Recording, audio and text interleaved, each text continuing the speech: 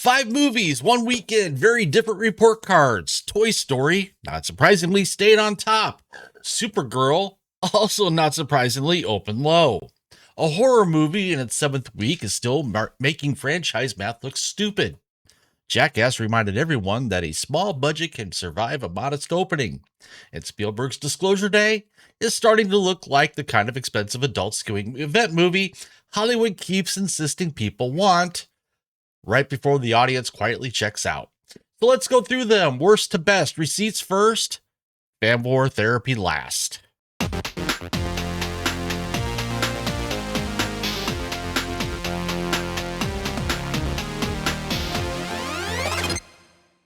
Chris here, the Critical Nerd. Thanks to all the returning viewers. And if you're new here, welcome. Stick around. You might hear or see something you like. Every Monday, I try to do one simple thing, tell you what actually happened at the box office over the weekend, what the numbers mean, and what the studios are probably not putting in the press release. No rage for the sake of rage, no vibes dressed up as analysis, just receipts. And this weekend gave us a lot to work with, because this was not just a weekend where Toy Story won and Supergirl lost. That's the easy headline. The better story is that Hollywood just got a very public report card on trust, urgency, and budget math. Toy Story 5 proved that some brands still cash checks. Supergirl proved that DC is still trying to rebuild the trust account. Obsession proved that horror continues to understand the math better than almost everyone else. And a couple of other movies gave us smaller but useful receipts about what happens when your cost structure either protects you or exposes you. So let's rank the weekend 5 to 1. At number 5, we have Disclosure Day. This is the Steven Spielberg UFO movie that opened big enough to make people ask whether Spielberg still had the old blockbuster magic. And now in weekend 3, the movie is down to 8.1 million domestic for the frame, with 193.7 million globally after 3 weeks. It's not a catastrophe, but let's be fair. Almost 200 million worldwide is not nothing. But this is where expectations matter. This is Steven Spielberg returning to large-scale sci-fi with a UFO thriller. That name carries weight. That name still gets attention. That name still gets premium format interest. That name still gets journalists writing like the old magic is automatically back. But the box office is saying something else, something a little colder. The opening weekend curiosity was there. The long-term urgency may not be, and that is the receipt. By weekend 3, you want to see stabilization. You want to see word of mouth slow the fall. You want to see the movie settle into a run where the audience tells the next audience, no, seriously, go see it in theaters. Instead, Disclosure Day is now sitting in 5th place behind a second weekend Pixar sequel, a soft opening DC movie, a 7th weekend horror phenomenon, and a Jackass compilation movie. That is a sentence I did not expect to say in 2026. And yet here we are. The common sense read is simple. Spielberg's name got people in the door. The movie did not turn that into a broader must-see event. And in this market, that is the difference between respectable and important. Hollywood keeps assuming prestige plus scale equals urgency. The audience keeps asking, but do I need to see it now? That question is becoming the entire business. At number 4, we have Jackass, Best and Last. Paramount brought back Johnny Knoxville and the crew for what is being positioned as the final Jackass movie. It opened at 8.4 million from 2,855 North American theaters. Now, if you only look at that number in isolation, 8.4 million does not sound impressive. The previous theatrical movie, Jackass Forever, opened to about 23 million in 2022 and finished with roughly 80 million worldwide. So yes, this is a significant step down in raw opening weekend size, but here is why Jackass is not the same kind of problem as Supergirl. The reported budget is about $10 million. That changes the entire conversation. When your movie costs $10 million and 8.4 million opening weekend, that's not a disaster, it's a head start. That does not mean that it's a massive hit. It does not mean the franchise is suddenly back at its peak. It does not mean Paramount should start building the Jackass cinematic universe. Although honestly, at this point, it should probably not give them any ideas. But it does mean the math is survivable, and survivable math matters. This is the part of the business Hollywood keeps pretending is beneath them. Not every movie has to be a $200 million bet. Not every movie has to carry a 10-year plan. Not every movie has to be an event for 4 quadrants, 17 international territories, 6 streaming spin-offs, and a theme park popcorn bucket. Sometimes a movie can be small.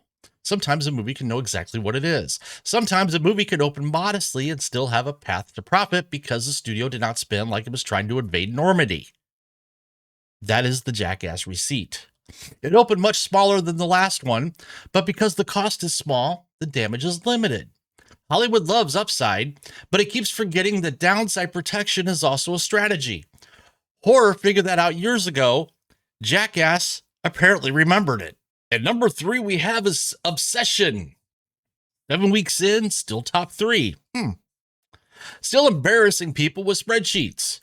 Obsession took 3rd place this weekend with $9.8 million in its 7th weekend.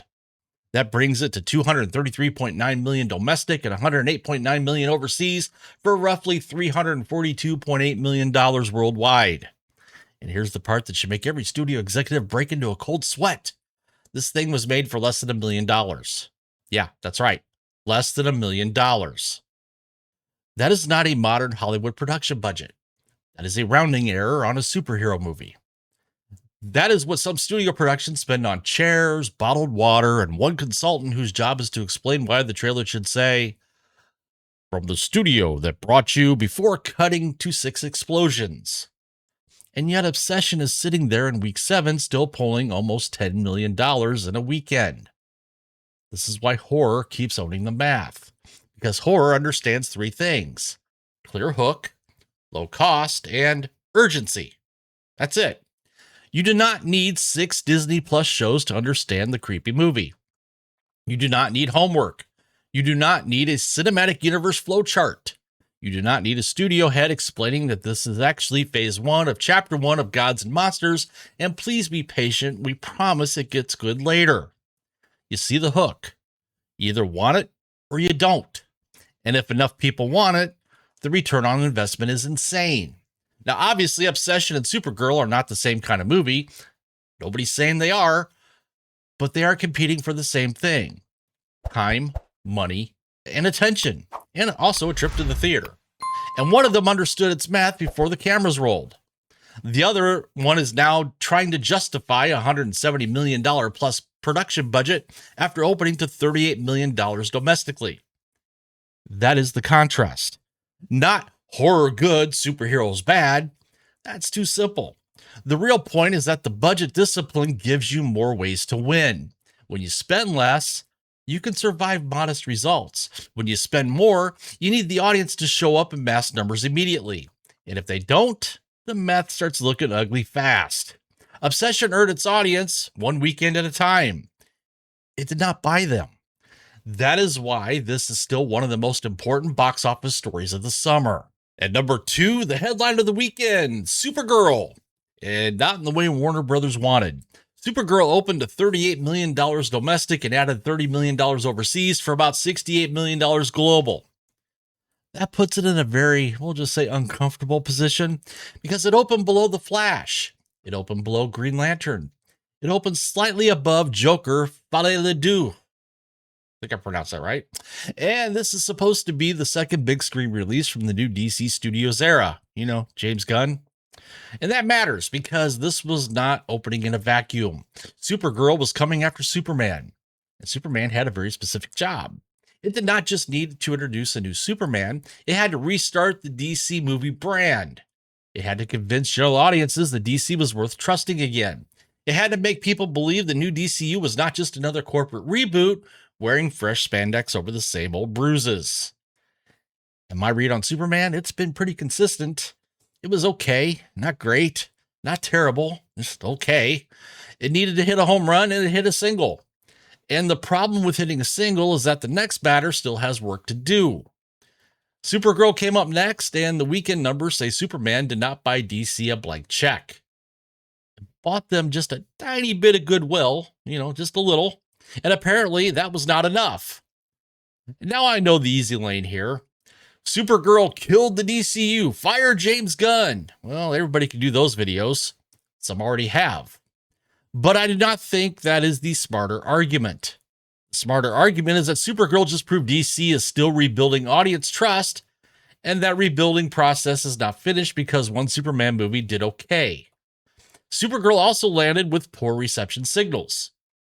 The Rotten Tomatoes score was reported at 56% fresh. That was from the critics. Cinema score came in at B-. For a superhero movie, that is not where you want to be. A B- cinema score is not audiences are spreading the gospel. That is, some people came out shrugging, some came out irritated, and the studio better hope the marketing team has a second gear. Now we need to talk the math. The reported production budget is somewhere in the $170 million range, just slightly above that. That is before marketing. That is before theatrical splits. That is before the studio has to climb back from the reality that theaters keep a major chunk of ticket sales. So no, a $300 million worldwide finish would not be some clean victory lap. Not with that production cost, not with marketing, not with the studio only getting a portion of the gross back. The rough break-even math is much higher than the number that makes the headline look survivable, and that there's the receipt. At 38 million domestic and 68 million global opening weekend, Supergirl is not on a clean path to the number it likely needs. Could it lake out? Sure, in theory. But with a B- cinema score and a weak global start, you do not assume miracle legs. You assume the movie has to fight for every dollar from here, and that is the problem. The new DCU cannot be built on every single movie having a fight uphill. The cinematic universes work when the brand helps the movie. Right now, DC's brand still looks like the movie has to help the brand. That is not the same thing. Supergirl did not kill the DCU, but it did expose the DCU's trust problem, and that is why this opening matters. And at number 1, Toy Story 5. Yes, still number 1, still polling families, still holding the box office crown. Toy Story 5 earned $70 million domestic in its second weekend and another $89.1 million from overseas. After 2 weeks, it already is at $585 million worldwide. That there is the winner. It's plain as day. And here is why it matters beyond the obvious Pixar made money headline. Toy Story 5 dropped from a massive $160 million domestic opening weekend to $70 million in weekend 2. That is a 56% drop, which sounds steep until you remember the movie opened like a monster. $70 million second weekend is bigger than Supergirl's opening weekend. Who would have predicted that? That's not subtle. That is the box office walking over, tapping DC on the shoulder and saying, we need to talk. But the receipt here is not just that Toy Story 5 made money. The receipt is that Toy Story still has something DC is actively trying to rebuild. Automatic audience trust. Families looked at Toy Story brand and said, yeah, this is worth taking the kids to. No cinematic universe homework, no explanation video, no continuity anxiety. No wondering which version counts, no third reboot in 15 years, just a brand that still promises something specific and apparently still delivers closely enough for the audience to show up. And that there is powerful. Because every time a giant studio movie underperforms, Hollywood reaches for the same excuse drawer. We have audience fatigue, franchise fatigue, theatrical fatigue, superhero fatigue, fatigue. But Toy Story 5 is sitting there saying, maybe the audience is not tired, maybe the audience is picky.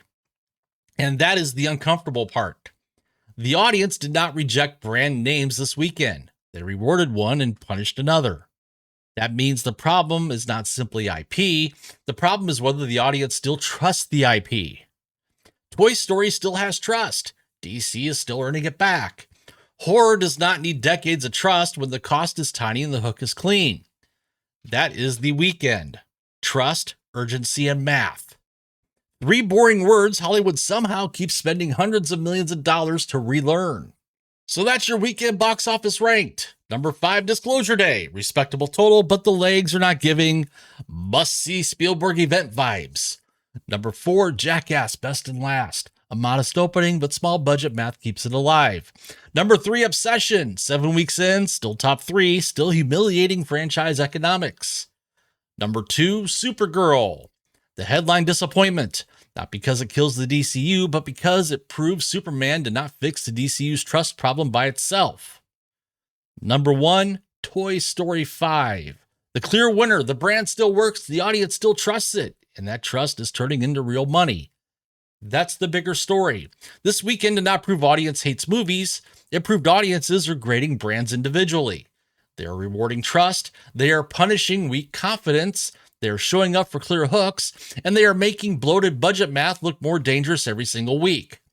Toy Story passed. Obsession passed. Jackass probably survives. Disclosure Days needs help. And Supergirl?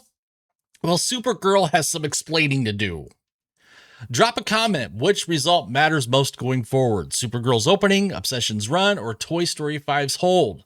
And if you think Obsession is the most interesting story in Hollywood right now, you are correct, and I will not argue with you. Like this video if the receipts were useful, subscribe if you're new, share it with someone who still thinks brand names sell themselves. I'm Chris, the Critical Nerd. Keep your expectations low and your receipts high, and I will see you later.